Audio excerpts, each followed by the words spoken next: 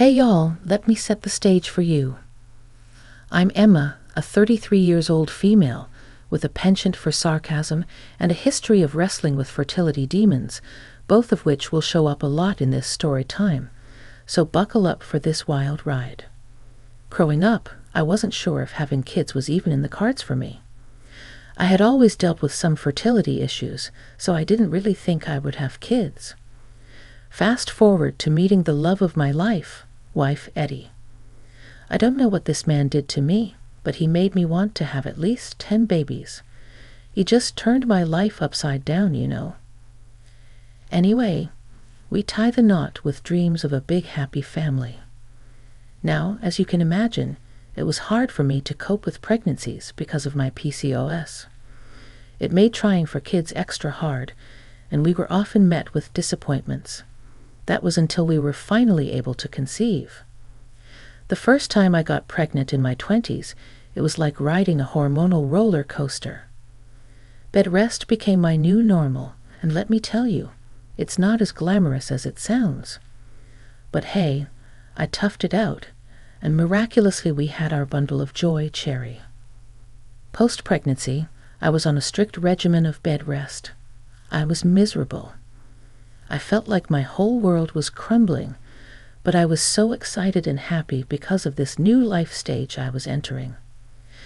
As you can imagine, the mental stress of dealing with having a baby and being on the verge of dying was a lot for me to handle. My tissue box beside my bed became my best friend. Needless to say, it was a tough time for sure. And you know what? Friends and family rallied around me, offering help and bringing me casseroles, offering to clean up around the house and take care of the baby. Eddie and Major, my husband and father-in-law, respectively, were always by my side. They made me feel like a princess with the way they would wait at my every beck and call. They really made this whole process a lot smoother for me, and I'll forever be grateful for it. I remember they would say things like, "Whatever you need, babe, I'm only one call away." You guys, thank you so much for all the help. You're amazing. No, babe, you're amazing. I mean, despite all the odds, you handled giving birth like a champ. Seriously, you're stronger than us all. You deserve the rest and much, much more. As I said, the people around me were pretty helpful and compassionate. Well, all except for one person, Mabel, my mother-in-law. Now, I'm not saying she should have baked me cookies or anything, but a little sympathy wouldn't have hurt. Mabel made it a point to avoid visiting me, which left me confused because we had a pretty decent relationship. When I asked Major why she wouldn't come and visit, he would always go a bit quiet or brush off my questions by saying, I didn't have time to worry about Mabel. I always thought it was strange. Why would Major not want to talk about Mabel and her presence or the lack thereof? That was until I got my questions answered when Mabel finally decided to grace me with her presence. Let's just say it was more of a storm than a helping hand. Complaints about this and that, nagging that could rival a drill sergeant, you name it. Picture this. There I am, trying to heal and navigate the delicate dance of motherhood, and in walks Mabel, the queen of negativity. Instead of a supportive shoulder, I got a barrage of critiques. It felt like I was in a sitcom, but trust me, there was nothing funny about it. Now, Emma, you're still in bed. Why are you being so lazy? You're a mother now. You have to get up and take care of the house and child. I've been prescribed tons of bed rests from the doctors because I had a high-risk pregnancy. It was all very complicated. Mabel, you know this. That's baloney. They're lying to you because they want you to get even more sick so you can come back, and then they charge you thousands of dollars worth of medication. What you need is to get up and work. I appreciate the concern, Mabel, but I know what's best for my body, and right now, that's to rest. Whatever, just don't come crawling to me when that's all you'll be able to do. Crawl because you're being such a lazy bum. Her negativity started reaching new heights, like she was auditioning for a role as the evil stepmother in a soap opera. I decided enough was enough. My mental health was non-negotiable. So I sat down with Eddie and told him about how Mabel's comments were affecting me. He would normally be at work when Mabel would come, so he never really witnessed her BS for himself. He was a good guy, my Eddie. He promised to have a chat with his mom, tell her to tone it down, and create a peaceful coexistence in our little family bubble. Now, here's where things just got messier. Eddie had the talk with Mabel, and instead of a ceasefire, Mabel, offended and proud, decided to play the martyr card. Apparently, she said, "If my presence isn't wanted, I just won't bother coming around anymore." Wasn't I meant to be the dramatic one considering I just had a baby? Cue the eye rolls. Nobody said her presence wasn't wanted. We just wanted a sprinkle of positivity, not a hurricane of complaints. But hey, who was I to argue with the queen of misconstrued drama? And then there was Major, my father-in-law, who was missing in action during these family skirmishes. His work schedule was busier than a beehive in summer, and when he did have a moment to breathe, Mabel shot down any suggestion of a joint visit to see their grandchild. It was like a twisted game of emotional chess, and baby Cherry got stuck with only one grandparent at a time. Don't get me wrong, she was so privileged to have both her grandparents, because I know not many people have that opportunity. But come on, dude. You mean you don't want my kid to experience having both of her grandparents visiting and loving on her? Just weird to me. As I alluded to earlier, when I met Eddie, I had dreams, dreams of family gatherings where everyone was happy, in the room filled with laughter. But Mabel's attitude seemed to be slamming the door on those dreams. Now I was left watching Cherry grow up with an unbalanced relationship with her grandparents, and it stung. I wanted Cherry to experience the love and chaos of both grandparents at the same time, not awkwardly scheduled solo visits. It was like building a puzzle with missing pieces, and it broke my heart. Years had gone by at this point. Life had practically turned back to normal, with Cherry now a sassy 8-year-old and family dynamics settling into something more normal. Surprisingly, Mabel and Major started making more frequent visits, and a strange thing happened. The older Cherry got, the less hostile and downright, excuse my French, Mabel became towards me.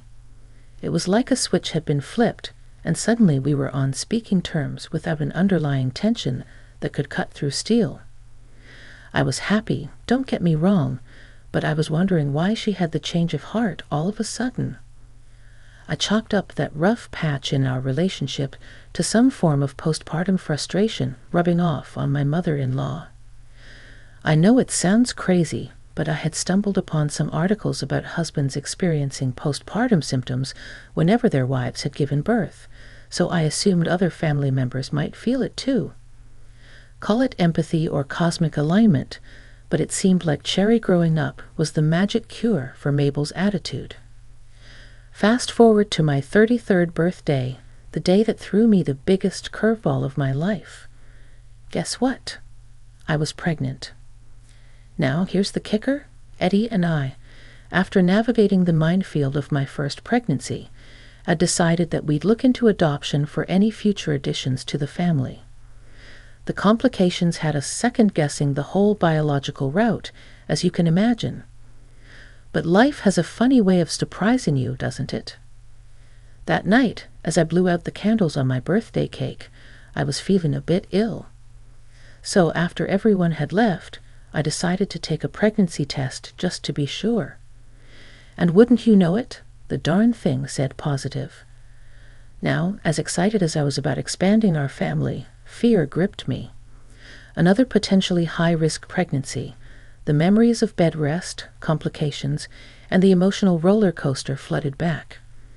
I broke down to Eddie, pouring out my anxieties and worries. Parenthood 2.0 was on the horizon, and this time the stakes felt higher than ever. I told him, "Babe, "Babe, please stop crying," he said, trying to comfort me. "I don't know what we're going to do. It's not like I don't want this pregnancy, but you're scared of something wrong happening, right?" "I'm scared too, Emma," he admitted. "It was a lot to handle last time, but you handled it like a champ," Eddie reassured me. "I just don't want anything to go wrong with me or the baby, especially the baby." "And nothing will go wrong, babe. I promise," he said. "We got to have faith. Clearly, God wants us to have another kid, so let's have another kid." So there I was, all knocked up with a surprise pregnancy, and Eddie, my rock, convinced me that we should face this head-on together.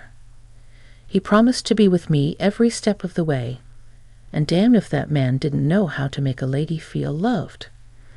About a month or so later, we decided it was time to spill the beans to our families. The excitement in the air was palpable, and everyone was over the moon for us, except, you guessed it, Mabel.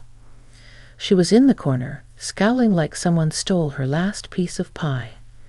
And when it was time for congratulations, she was as silent as a mime. Now, at that point, I was no stranger to Mabel's mood swings, but this was a whole new level of icy indifference. I could practically feel the chill coming off her. But you know what? I had bigger fish to fry. This mama-to-be wasn't going to let Mabel's bipolar nature stress me out.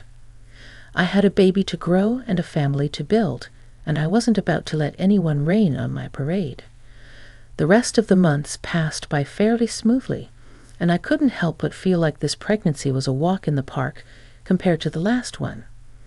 Maybe it was the experience. Maybe it was the fact that Eddie and I were better equipped to handle the ups and downs, or maybe the universe decided to cut us some slack. Whatever it was, I was grateful.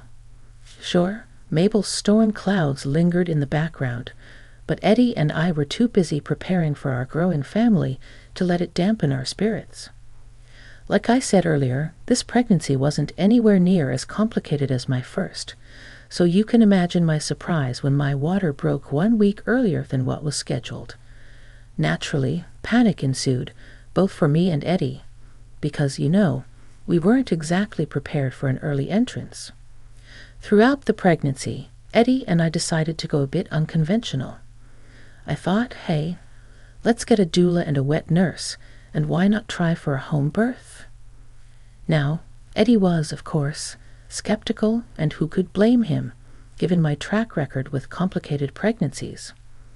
He was rightfully concerned, but being the persuasive woman that I am, I managed to convince him that everything would be just fine, and that we could go straight to the hospital if need be. Fast forward to the big night, and wouldn't you know it, ambulances are taking their sweet time due to some road construction nonsense mess. It's like the universe decided to throw us one last curveball, adding to the drama and the panic. Thankfully, my doula was living in the neighborhood, practically living next door, and she swooped in to save the day. In the comfort of our home, amidst the chaos and panic, my doula delivered the baby. It was a scary experience, but luckily, the little one didn't have any major complications. Finally, when the ambulance crew waltzed in fashionably late, they whisked both me and the baby off to the hospital to make sure everything was in good shape. Thankfully, no complications with the little one, but as for me, well, the hospital wanted to run some extra tests, just to be sure, because I was complaining about a lot of pain. Eddie, being the trooper that he was, stuck by our sides throughout the night, making sure we were all taken care of, refusing to sit down even for a second before he knew that we were both in good hands. Bless that man's heart. Come early morning, he left for home to catch some well-deserved rest after this whirlwind of a night, while I got some much-needed skin-to-skin with my baby boy, Benjamin. Postpartum at the hospital was shaping up pretty well for both me and the baby. We both had barely slept, and I was high off oxytocin, just appreciating the new bundle of joy that we had welcomed. We were under the watchful eye of the hospital staff, and everything seemed to be sailing smoothly. Then, in the early hours of the morning, at around 8 o'clock a.m., came the surprise of my life. In walks Mabel, the queen of drama herself, at the hospital. Now this shocked me to the core, given that Mabel and I were barely on speaking terms towards the due date of the baby. She strolled in, looking uncharacteristically smiley for someone who'd been frowning for the past 8 to 9 months. Mabel, surprised to see me honestly. I said, "Yeah, you've kind of given me the cold shoulder this whole pregnancy. Not that I'm surprised." "Oh, hush, I've been busy, you know. My life is filled to the brim with work, something you don't know enough about." "Excuse me, never mind. I just wanted to make sure the baby was okay. That was quite a scare last night." "You're telling me. Thank God we're both okay." "Yes, thank God indeed. Maybe you should stop giving birth since you're clearly not cut out for it." Well, as you can imagine, that's when I lost it. I started yelling at my mother-in-law, asking her what her problem was and why she was so angry with me for apparently no reason. It was like a showdown in a soap opera, and the tension in the hospital room was thicker than a bowl of oatmeal. "You've got some nerve talking to me like that, Mabel. You think you can speak to me that way? You're crazy. It's a good thing the baby isn't here to witness you acting like a damn fool. You want to talk? You need a psych evil or something. You have beef with pregnant women, it seems, which is crazy because you were pregnant. What is your problem with me?" "Don't be ridiculous, Emma. I don't have a problem with pregnant women." "Well, it seems like you do. Ever since I gave birth to Cherry, you avoided me like the plague, and when you would come around, you would make my life a living hell. I know it has something to do with pregnancy, because you dropped the act when I was no longer pregnant. I would even say that the past 8 years have been great, but now that I've given birth, you've started your crap again." Mabel, never one to back down, started yelling back. It was a verbal tennis match, each word a serve and volley of frustration. Nurses and doctors peeked in like spectators at a tennis match, unsure of whether to intervene or let the fight continue. We went back and forth for a bit, and that was when Mabel dropped the bomb. "I just think that you're taking this postpartum thing way too far. You're so dramatic, Emma. Honestly, get a grip." "Excuse me? It's always high risk and complication that. Like, grow up. Women from before had to give birth to their own babies and watch them die in their arms. And you need attention because what? Your uterus doesn't work properly. Birth isn't a walk in the park for anyone, Emma. You need to have some shame." She called me dramatic for needing extra medical attention and care after my high-risk pregnancies. In her eyes, the fact that I didn't opt for a hospital birth in the first place made me an uncaring mother. Because if I really had complications, I would ensure that my baby was well taken care of by medical staff. This was the same thing that Eddie was worried about, but of course less mean. And I assured him that plenty of healthy births happened at home, and that there was proven documentation about the benefits of home birth. I tried to explain that to Mabel, but she continued yelling and saying that it was some hippy-dippy nonsense. Yeah, you heard that right. Holistic care was hippy-dippy nonsense. I felt a lump forming in my throat as Mabel continued her assault, telling me that if I really cared about having a smooth pregnancy, I would have stuck to the hospital route. Every word felt like a punch to the gut, and I found myself lost in a sea of confusion and hurt, unable to hold back the tears. I began to cry, not knowing how to react to someone I thought was family treating me this way. But Mabel, she was relentless. She went on and on, tearing me down for having a problematic uterus, like it was something I chose for myself, and like I could control it. Through the tears, I managed to gather enough strength to tell her to leave. But it was like Mabel was fueled by my tears, as if the waterworks were giving her the strength to unleash even harsher insults. She went on, telling me the craziest things, each word driving a wedge deeper into my already shattered sense of self. Then she said, "You think you're so special. You even had the nerve to take my husband away from his busy schedule just to check up on you because you were feeling sick." "Really?" "He wanted to come visit me, unlike some people." "Yeah, Emma, I didn't want to visit you." "You know why? Because your laziness disgusts me. You expect everyone to wait on your beck and call like you're some queen. Let me tell you something. I had 4 children, and every single time I gave birth, I was called to work the next day. And I'm so sorry to hear that. You deserved the rest and the care you needed." "Shut up. It happened for a reason. It made me strong and not weak and pathetic like you. You should pack up your things and go home to your husband. You need to cook. You need to clean. What, as a matter of fact, you should go home right now. You should clean the dishes." "Are you crazy?" According to Mabel, she had gone to my home before coming to the hospital to ask about the progress of the baby, and she found the place in a mess, with a pile of dishes in the sink. Seriously, she was going to give me crap for dishes when I literally had my water break the night before. But for some reason, she couldn't comprehend that.